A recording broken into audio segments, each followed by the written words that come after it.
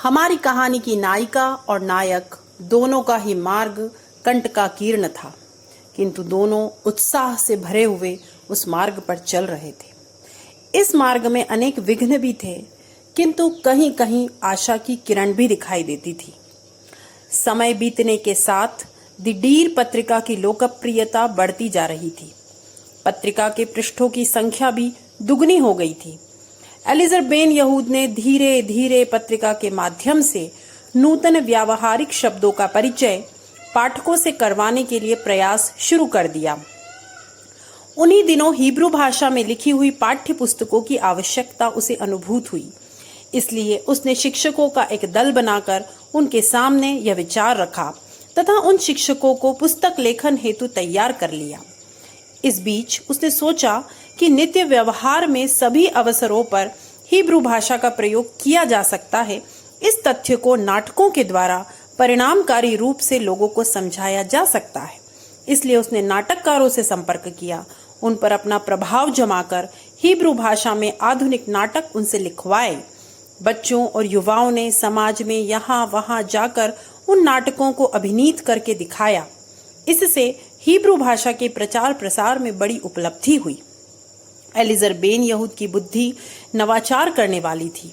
वह हमेशा नए नए मार्गों को खोजती रहती थी।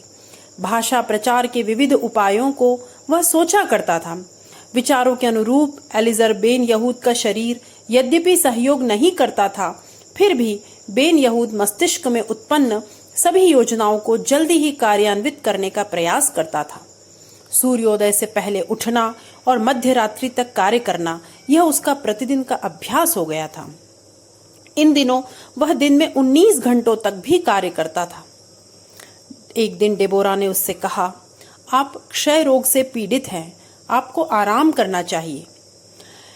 डेबोरा और डॉक्टर की ऐसी बात सुनकर एलिजर कहता, समय बहुत कम है और काम बहुत अधिक है, इसलिए मैं आराम नहीं कर सकता। एक दिन उसने डेबोरा से कहा, प्रिय, मैं सोचता हूं कि इस समय हमें आधुनिक हिब्रू शब्दकोश की अत्यंत आवश्यकता है। शब्दकोश, इस शब्द के लिए ही हिब्रू भाषा में कोई शब्द नहीं दिखाई देता। कैसी विडंबना है। इसलिए मुझे तो सारे कार्य छोड़कर इस समय शब्दकोश का निर्माण करना चाहिए। डेबोरा बोली, हाँ, शब्दकोश की आवश्यकता तो है, और यह सत्य भी है कि इस प्रकार का विद्वत्तापूर्ण कार्य करने में केवल आप ही समर्थ हैं, किंतु इसके लिए आप समय कहां से लाएंगे?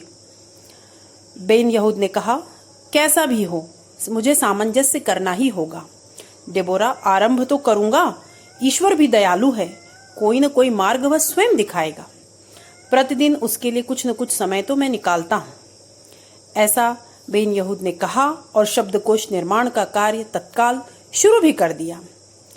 इस कार्य ने प्रायः 50 सालों का दीर्घ काल लिया, किंतु उसी के कारण बेन यहूद का नाम भी इतिहास में अमर हो गया। एलिजर बेन यहूद की गरीबी बढ़ती जा रही थी।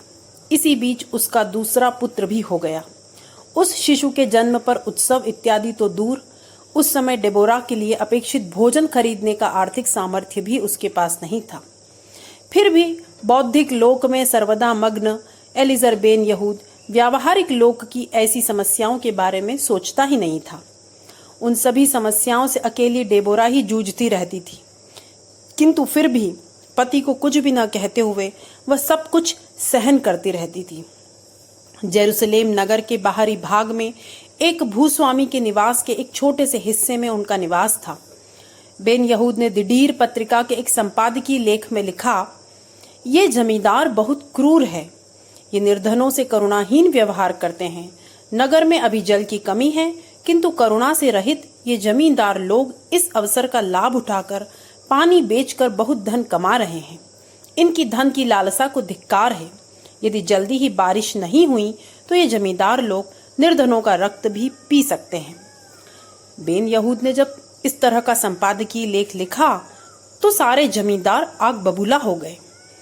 उस दिन घर आए हुए बेन यहूद की उसके मकान मालिक ने कठोर शब्दों में निंदा की और कहा, अरे टेढ़ी बुद्धि वाले संपादक, जिसके घर में रहता है उस घर का किराया तो नियमित रूप से दे नहीं सकता और फिर उसे ही उपदेश देता है। तू मेरी ही निंदा करता है। अभी यहां से निकल जा। मेरे घर का आश्रय तेरे लिए समाप्त हुआ। जा, रास्ते में खड़े होकर पानी के लिए भगवान से प्रार्थना कर। तुम लोगों पर विशेष कृपा करने वाला वह भगवान पानी भी दे देगा। ऐसा कहकर उस जमींदार ने निर्दयता पूर्वक बेन यहूद और उसके परिवार को सामान के साथ घर से बाहर निकाल दिया।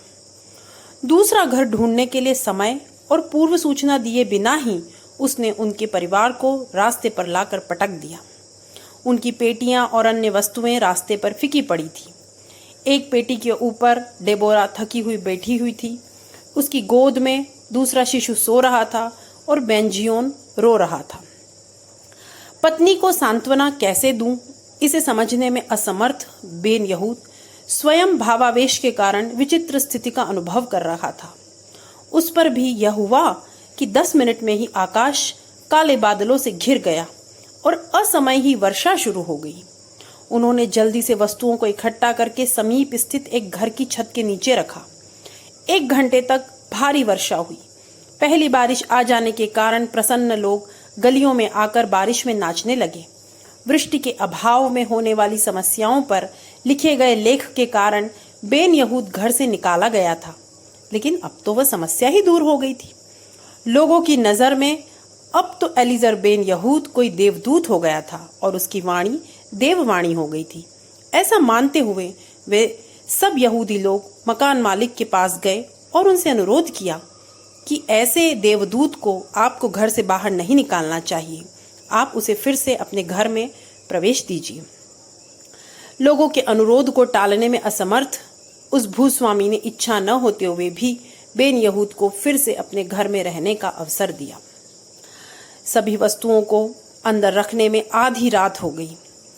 उन सभी के कपड़े बारिश में गीले हो गए थे, वस्तुएं भी गीली हो गई थी।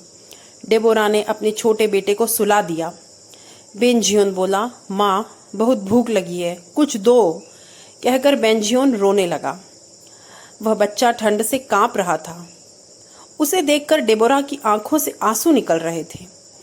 उसने बेंजियोन के लिए कुछ बिस्किट के टुकड़े रखे थे, लेकिन बारिश में वे सब गीले हो गए थे और नष्ट हो गए थे। डेबोरा बोली, बेटा आंखें बंद करो और सो जाओ। माँ तुम्हारे लिए मधुर गीत गाती है, इस गीत को सुनो और सो जाओ।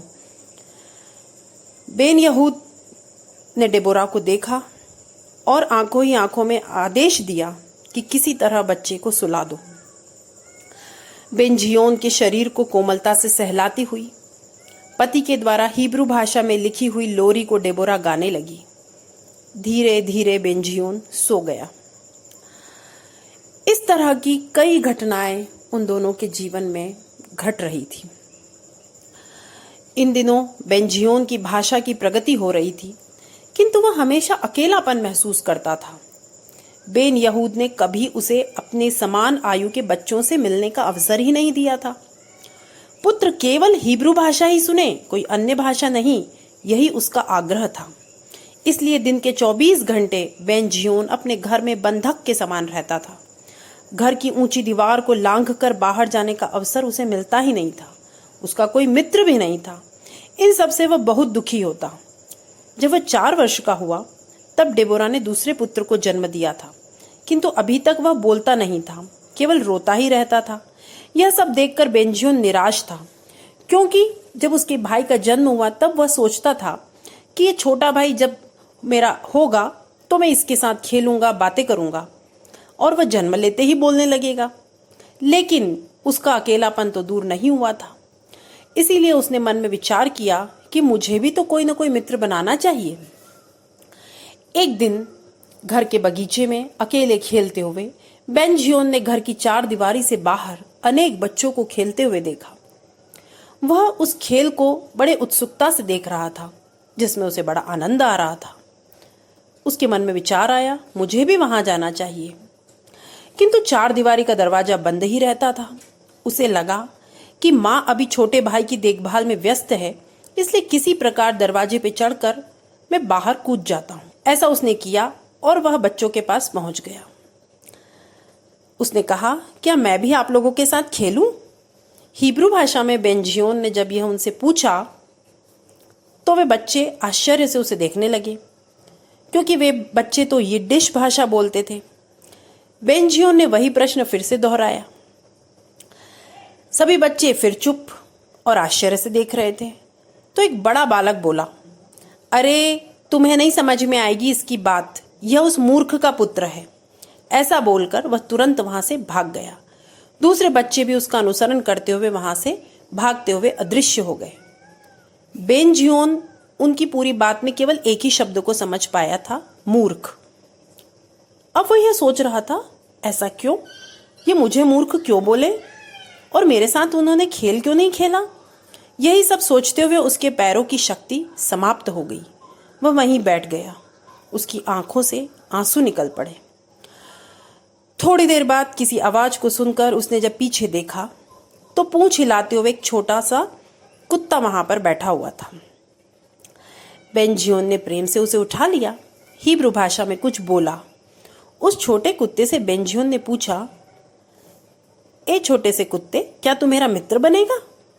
तू तो मुझे मूर्ख नहीं कहेगा ना? अभी भी वह कुत्ता उसका मुंह देखते हुए पूंछ ही हिला रहा था। बेंजियोन ने प्रेम से उसका आलिंगन कर लिया और उसे हाथ में पकड़े पकड़े बेंजियोन को वहीं नींद आ गई।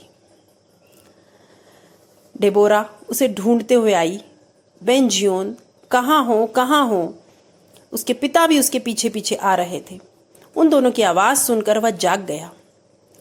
उसने सोचा कि मुझे यदि माता पिता ने देख लिया तो वे मुझे घर ले जाएंगे और मेरे इस नए मित्र को तो वे किसी भी प्रकार घर ले जाना स्वीकार नहीं करेंगे। यह सोचकर पुकारने पर भी उसने कोई उत्तर नहीं दिया। माता पिता ढूंढते रहे और कुछ देर बाद उन्होंने पुत्र को देखा। डेबोरा बोली, बेटा, किस लिए इस तरह तुम आज बाहर आ गए? क्या तुम जानते हो हम दोनों तुम्हारे लिए किस तरह व्याकुल थे? बेंजियोन बोला, माँ, मैं भी बच्चों के साथ खेलना चाहता था, इसलिए आ गया, किंतु वे मेरे साथ नहीं खेले, मुझे मूर्ख कहकर भाग गए। किंतु देखो, मुझे एक नया मित्र मिला है। पिताजी, मैं इसे नहीं छोड़ूंगा। ये मुझे मूर्ख भी नहीं बोलता। कृपया इसे घर ले जाने की अनुमति दे दो। पुत्र की दीन प्रार्थना सुनकर पिता ने कहा, ठीक है, वैसा ही करेंगे, किंतु नियम के साथ। इसके साथ तुम हिब्रू भाषा में बात करोगे। इसे जब भी बुलाओगे हिब्रू भाषा में बुलाओगे। कोई कुत्ता भी हिब्रू भाषा समझता है, यह जानकर लोग इस भाषा की व्यावहारिकता को अवश्य स्वीकार कर लेंगे। बेंजियोन तुरंत बोला, मैं वचन देता हूं पिताजी, इसके साथ मैं किसी अन्य भाषा में नहीं बोलूंगा। वस्तुतः वह तो एक ही भाषा जानता था, अतः उसके लिए कोई समस्या ही नहीं थी और उसके लिए हिब्रू भाषा में बोलना कष्टकर भी नहीं था। उसने कहा, पिताजी, आज से इसका नाम स्पीडी होगा। जीवन में पहला मित्र पाकर बेंजियोन की प्रसन्नता का कोई ठिकाना ही नहीं था। स्पीडी एक अच्छा कुत्ता था। कम समय में ही वह बेन यहूद के परिवार का सदस्य बन गया। बेंजियोन ने उसे अच्छी तरह हिब्रू भाषा सिखा दी। अब वह जब उसे बोलता, जाओ, आओ, उठो, बैठो, बोलो, पकड़ो, गेंद लाओ इत्यादि सभी आज्ञाओं को वो समझ जाता और उसी प्रकार पालन करता। स्पीडी बेंजियोन का केवल मित्र ही नहीं था, बल्कि उसका अंगरक्षक भी बन गया था। यद्यपि एलिजर बेन यहूद कुत्ते बिल्कुल भी पसंद नहीं करता था, किंतु पुत्र की प्रसन्नता के लिए किसी प्रकार वह उसे सहन करता था। लेकिन पुत्र ने कुत्ते को भी हिब्रू भाषा सिखा दी थी, इसीलिए यह एलिजर बेन यहूद के लिए अभिमान का विषय हो गया था।